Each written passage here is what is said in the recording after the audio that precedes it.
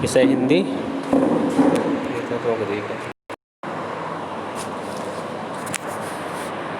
विषय हिंदी, इसमें आप लोग आज पुनर्मिलन जो आपका शीर्षक है, लेखक जयशंकर प्रसाद, जो कामायनी महाकाव्य के निर्वय सर्ग से उद्धृत है, इसका हम लोग आज अध्ययन करेंगे। पहला खंड है, चौंक उठी अपने विचार से कुछ दुरागत ध्वन सुनती, इस निस्तब्ध निशा में कोई चली आ रही है कहती, अरे बता दो मुझे दया कर कहाँ प्रवासी है मेरा, उसी बावले से मिलने को डाल रही हूँ मैं फेरा। संदर्भ प्रस्तुत पद्यांश हमारी पाठ्य पुस्तक हिंदी खंड काव्य में जयशंकर प्रसाद द्वारा रचित महाकाव्य कामायनी के निर्वय सर्ग में से संकलित पुनर्मिलन शीर्षक से उद्धृत है। प्रसंग, यहाँ मन के विरह में व्याकुल भटकती हुई श्रद्धा की व्यथा एवं उसकी विरह दशा का चित्रण हुआ है। व्याख्या, जिस समय इड़ा सुंदर भविष्य की मधुर कल्पना में खोई हुई थी, उसी समय वह अचानक दूर से आने वाली एक ध्वनि को सुनकर चौंक गई। उसकी विचार श्रृंखला भंग हो गई। उस नीरव रात्र में, इस निस्तब्ध निशा में कोई, मतलब उस नीरव रात्र में कोई यह स्त्री कहती हुई चली आ रही थी, अरे बता दे मुझे दया कर कहाँ प्रवासी है मेरा, कोई दया करके मुझे यह बता दे कि मेरा प्रवासी पति कहाँ है। उसी बावले से मिलने को डाल रही हूँ मैं फेरा, उसी बावले से मिलने के लिए मैं इधर उधर खोज करती हुई चक्कर लगा रही हूँ। काव्य सौंदर्य, कवि ने यहाँ श्रद्धा के विरह व्याकुल हृदय का मर्म स्पर्श चित्रण किया है। भाषा मुहावरेदार खड़ी बोली, रस वियोग श्रृंगार, गुण प्रसाद, अलंकार रूपक तथा अनुप्रास। इस प्रकार से अगला जो है, शिथिल शरीर वसन विश्रंखल कबरी अधिक अधीर खुली, छिन्न पत्र मकरंद लुटी सी जो मुरझाई हुई कली, नव कोमल अवलंब साथ में वह किशोर उंगली पकड़े, चला आ रहा मौन ढांसा अपनी माता को जगने। संदर्भ पूर्वत प्रस्तुत पद्यांश हमारी पास पुस्तक काव्य संकलन के जयशंकर प्रसाद द्वारा रचित कामायनी महाकाव्य के निर्वय सर्ग में संकलित पुनर्मिलन शीर्षक से उद्धृत है। प्रसंग, इन पंक्तियों में कवि अपने बिछड़े हुए पति मन की खोज करती हुई श्रद्धा की स्थिति का चित्रण किया है। व्याख्या, श्रद्धा का शरीर अत्यधिक थका हुआ था, उसके वस्त्र अस्त व्यस्त थे, वेणी खुली हुई थी और हवा तीव्र वेदना से व्याकुल वह विरहिणी मुरझाई हुई एक ऐसी कली के समान दिखा रही थी जिसकी सभी पंखुड़ियाँ झड़ गई हैं, जिसका मकरंद भी लुट गया हो। तो शिथिल शरीर वसन विश्रंखल, यानी श्रद्धा का शरीर अत्यंत शिथिल में थका हुआ था। वसन विश्रंखल, उसके वस्त्र अस्त व्यस्त से, कबरी में होता है वेणी, अधिक अधीर खुली और उसकी वेणी खुली हुई थी। छिन्न पत्र मकरंद लुटी सी, कवि आगे कहता है कि हवा की तीव्र वेदना से व्याकुल वह विरहिणी मुरझाई हुई ऐसी कली, ठीक, छिन्न पत्र मकरंद लुटी सी जो मुरझाई हुई कली ऐसी कली के समान दिखाई दे रही थी जिसकी सभी पंखुड़ियाँ झड़ गई हों। यानी हवा की तीव्र झोंका चल रहा हो, कोई पंखुड़ी हो, उसके सारे जो पंखुड़ी में लगे हुए फूल की पत्तियाँ हो एक प्रकार से होती हैं, वो झड़ जाती हैं, और खाली वो पंखुड़ी हवा में दिख रही हो, उसका मकरंद भी लुट गया हो, इस प्रकार से वो दिखाई पड़ रही थी। नव कोमल अवलंब साथ में वही किशोर उंगली पकड़े, उसी विरहिणी नारी श्रद्धा की उंगली पकड़कर एक बालक साथ साथ चल रहा था। उस बालक की अवस्था किशोर थी। चला आ रहा मौन भय सा अपनी माता को जकड़े, वह उस दुखिया नारी की एकमात्र नवीन और कोमल सहारा प्रतीत होता था। वह बालक चुपचाप अपनी माँ की उंगली कसकर पकड़े हुए उसके साथ चला रहा था।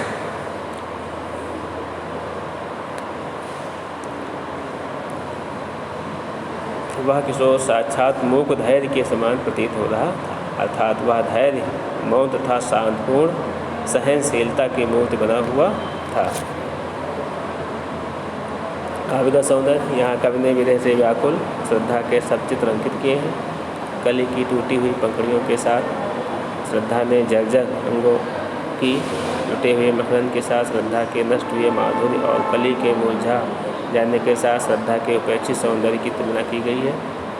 मन के पुत्र मानव का भी चित्र अंकित किया गया है और उसे श्रद्धा का सहारा कहा गया है, क्योंकि पति न रहने पर पुत्र को ही नारी का सहारा कहा जाता है। भाषा परिमार्जित खड़ी बोली, रस वियोग श्रृंगार, गुण प्रसाद, अलंकार, अनुपात तथा उपमा।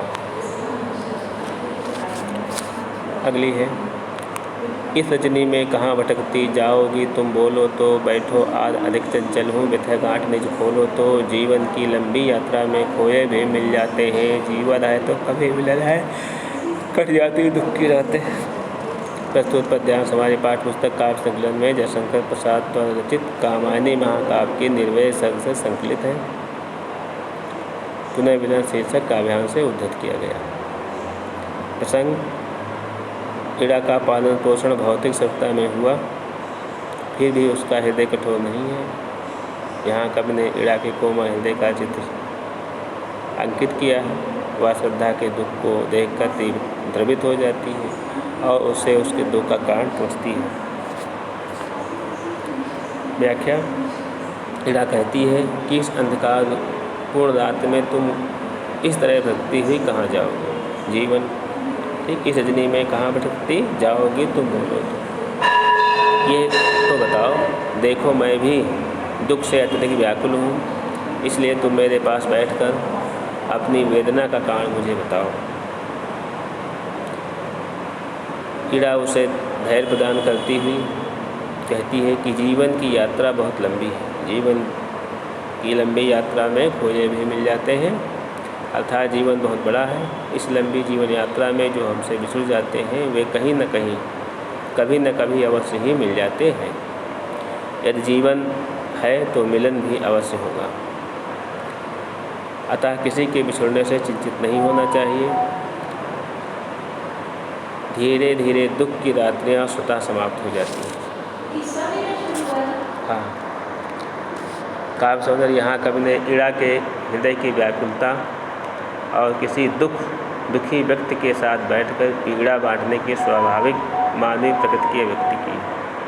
भाषा खड़ी बोली, रस शांत, गुण प्रसाद, अलंकार, अनुपात रूपक।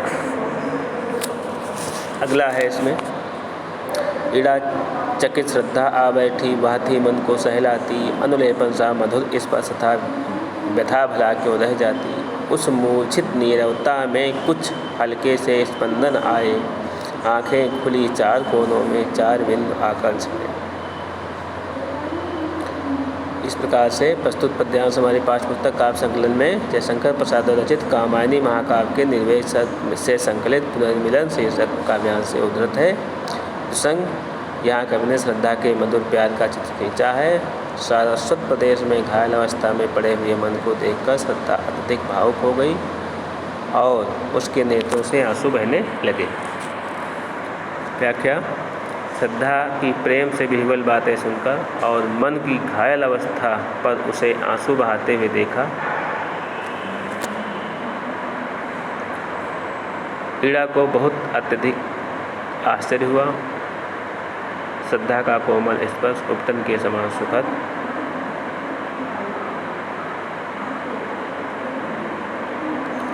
इतने कोमल स्पर्श को पाकर मन के शरीर में पीड़ा भला कैसे ठहर सकती थी। इड़ा चकित श्रद्धा आ बैठी, वह थी मन को सहलाती, अनुलेपन सा मधुर स्पर्श था भला व्यथा भला क्यों रह जाती। यानी उसका जो स्पर्श था वो एक उपटन के समान था और उसके स्पर्श से मन के शरीर में ये जो पीड़ा थी जिससे वो मोहित हो गए थे कैसे रह जाती। उस मूर्छित नीरवता में कुछ हल्के से स्पंदन आया। कब कहता है, श्रद्धा का मधुर स्पर्श पाते ही मन के चेतन शरीर में धीरे धीरे चेतना आने लगी। मूर्छा दूर होने पर मन ने अपनी आंखें खोल दी।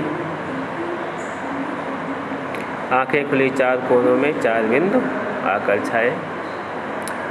दोनों के नेत्र परस्पर मिले और दोनों की आँखों के चारों कोनों में आंसुओं की बूंदें सिलसिला गई। अर्थात मन की आँखों में, यानी आँखों में चार कोने होते हैं, एक आँख में दो कोने, दूसरी आँख में दो कोने, तो दोनों के चारों कोनों में आंसुओं की बूंदें सिलसिला गई। इस प्रकार से कवि ने यहाँ वर्णन किया है काव्य का सौंदर्य। यहाँ कवि ने पतिपरायणा नारी की सेवा भावना का और उसके प्रेम का सहचित्र प्रस्तुत किया है। प्रेम का मधुर स्पर्श पाते ही शारीरिक पीड़ा स्वयं समाप्त हो जाती है। अनलेपन के बिंब द्वारा कवि ने मधुर स्पर्श का सजीव चित्रण किया। रस श्रृंगार, गुण माधुर्य, अलंकार उपमा, भाषा परिमार्जित खड़ी बोली। इस प्रकार से इसमें जो महत्वपूर्ण खंड है इसकी व्याख्या आप लोगों के लिए दी गई है। आप लोग इनको पढ़ करके और लिखते भी रहेंगे, क्योंकि लिखने से प्रैक्टिस होती है, परीक्षाओं में लिखना ही पड़ता है। इसको आप लिखेंगे और पढ़ेंगे।